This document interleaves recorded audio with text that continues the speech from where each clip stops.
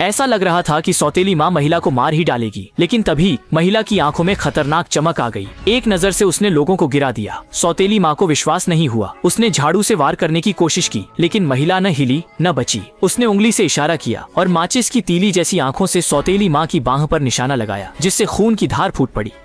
वहाँ सभी डर से सहम गए, लेकिन यह खत्म नहीं हुआ। महिला ने एक शब्द कहा और 2 लोगों की आत्माएं बाहर निकल गईं। इस ताकत ने उनकी समझ बदल दी। महिला इतनी शक्तिशाली इसलिए बनी क्योंकि यह सब उसकी चालाक सौतेली बहन की वजह से हुआ। कुछ दिन पहले उसकी सौतेली बहन ने उसे निर्दयता से सीढ़ियों से धक्का दिया था, जिससे उसकी मौत हो गई। अपराध छुपाने के लिए सौतेली बहन ने आधी रात को किसी को बुलाकर महिला को बोरे में डालकर खाई में फेंक दिया, ये सोचकर कि कोई नहीं जान पाएगा। किसे पता था कि महिला का खून पास के विलो पेड़ ने सोख लिया। और आश्चर्य की बात यह है कि विलो पेड़ एक महिला बन गया। मैं कौन हूँ? जमीन पर पड़ी लाश को देखते ही विलो पेड़ समझ गया कि महिला का खून उसे जगा गया। मैं 1000 साल से सो रहा विलो पेड़ हूँ। तुम्हारे आभार में मैं तुम्हें फिर से जीने और अधूरी इच्छा पूरी करने का मौका देना चाहता हूँ, लेकिन बदला पूरा होने पर तुम्हारा शरीर हमेशा के लिए।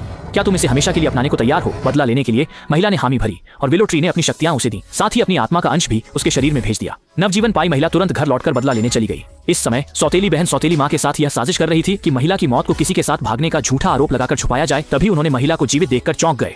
दोनों इतने डर गए कि उनकी आत्मा उड़ने को थी, लेकिन सौतेली माँ ने देखा कि जमीन पर औरत की परछाई है। समझते ही कि औरत मरी नहीं है, उसने तुरंत उसके गाल पर थप्पड़ मारा। देखा कि औरत अब भी डर के मारे हाथ नहीं उठा रही। सौतेली माँ ने और अत्याचार किया और मुर्गी के पंख वाली छड़ी से उसे मारने लगी। रिश्तेदार बस पास खड़े तमाशा देख रहे थे, कोई भी उसे रोकने नहीं आया। जब औरत लगभग मरने वाली थी, तभी उसके शरीर में मौजूद विलो ट्री स्पिरिट ने और बर्दाश्त नहीं किया।